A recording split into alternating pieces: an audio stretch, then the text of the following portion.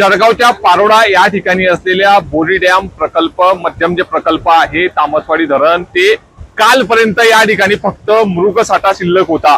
मात्र सकाळी 9 वाजता 30% आणि आता 100% साठा या ठिकाणी झाल्यानंतर या ठिकाणी असलेले संपूर्णतः 14चे 14 दरवाजे या ठिकाणी उघडण्यात आलेले आहे। मोठ्या प्रमाणात या ठिकाणी पाणलोट क्षेत्रामध्ये पाऊस झाला। 2 दिवसांचा रेड अलर्ट या ठिकाणी जळगाव जिल्हावासियांना प्रशासनाने दिला होता। त्याच अनुषंगाने जर बघितलं तर या ठिकाणचं पारोडा तालुक्यात असलेलं बोरी प्रकल्पाचं तामसवाडी धरण हे 100% भरलेलं आहे।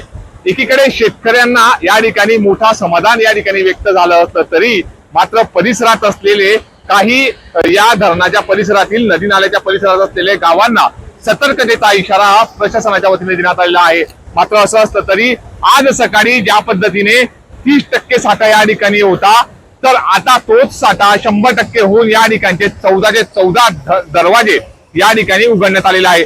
या संदर्भात बोलण्यासाठी या धरणाचे अधिकारी आपल्यासोबत आहे। सर काय सांगाल, कालपर्यंत या ठिकाणी फक्त मृग साठा शिल्लक होता, सकाळी 30% आणि आता 100% हे संपूर्णतः धरण भरलेलं आहे, काय सांगाल याबद्दल?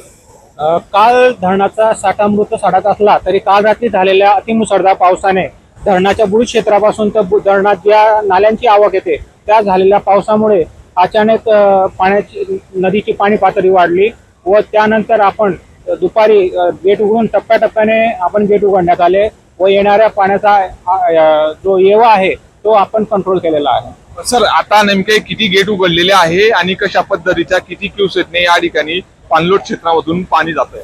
आपण सद्यस्थितीमध्ये धरणाचे 14 दरवाजे 40 सेंटीमीटरने उघडून 16,850 क्युसेकने पाणी सोडलेले आहे। तसेच आपण सर्व धरणाच्या खाली जेवढे तालुका आहेत, अमळनेर तालुका, पारोळा तालुका, या तालुक्यातील सर्व गावांना सतर्कतेचा इशारा दिलेला आहे। निश्चितच आपण बघितलं की या ठिकाणी जर विचार केला तर अमळनेर आणि पारोळा या तालुक्याला या ठिकाणच्या या धरणाचं पाणी जातं। याचमुळे या परिसरातील गावांना देखील सतर्कतेचा इशारा प्रशासनाच्या वतीने देण्यात आलेला आहे। मात्र एक विचार केला तर कालपर्यंत मृग साठा या तामसवाडी धरणामध्ये शिल्लक होता, तो आज सकाळी 30%वरनं तब्बल 2 तासात 100% भरल्यानंतर प्रशासनाच्या वतीने 14चे 14 दरवाजे या ठिकाणी उघडण्यात आलेला आहे।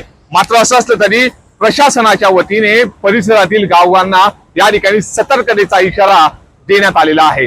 नितीन नांदुरकर, न्यूज 18 मराठी, जळगाव।